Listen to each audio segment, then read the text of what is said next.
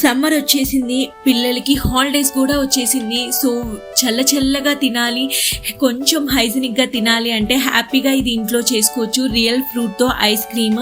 So నేను ఇక్కడ గువాతో చూపించాను, మీరు ఏ ఫ్రూట్తో కావాలంటే ఆ ఫ్రూట్తో చేసుకోవచ్చు.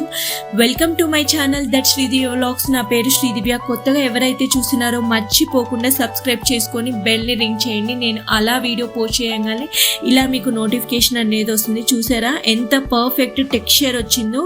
సో ఫస్ట్ వచ్చేసరికి మనం గువాస్ అనేవి, జాంకాయలు అనేది మంచిగా ఉన్నవి సెలెక్ట్ చేసుకోవాలి, కొంచెం పెద్దవి. అలానే అటు వగరు ఉండకూడదు, అటు పండినవి ఉండకూడదు, మీడియంలో సెలెక్ట్ చేసుకొని లోపల పింక్ కలర్ గోవాస్ ఉంటాయి కదా, అవైతే పర్ఫెక్ట్ అని చెప్పచ్చు. సో పైన ఇలా కట్ చేసుకోవాలి, మళ్ళీ అది మూత పెట్టుకునే విధంగా లోపల ఉన్న పల్ప్ అనేది మొత్తం తీసేసుకోవాలి క్లీన్గా. నేను ఇక్కడ చూపించే మెజర్మెంట్స్ అని ఓన్లీ 2 జాంకాయలకి సరిపడేవి. చూసారా, లోపల పర్ఫెక్ట్గా పల్ప్ అనేది తీసేసుకున్నాము.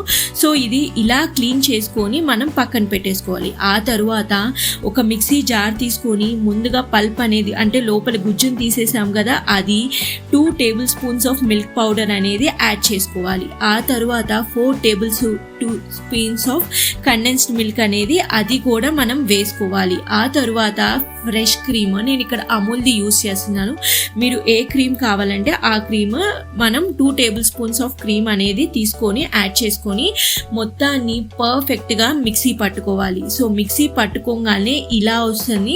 మామూలుగా ఈ వీటికి లోపల పింక్ కలర్ పల్ప్ ఉన్న జాంకాయలు అయితే చాలా బాగుంటుంది. నేను తీసుకున్నది వైట్ కలర్ కదా, సో అందుకని కొంచెం ఫుడ్ కలర్ అనేది యాడ్ చేశాను, 2-3 డ్రాప్స్.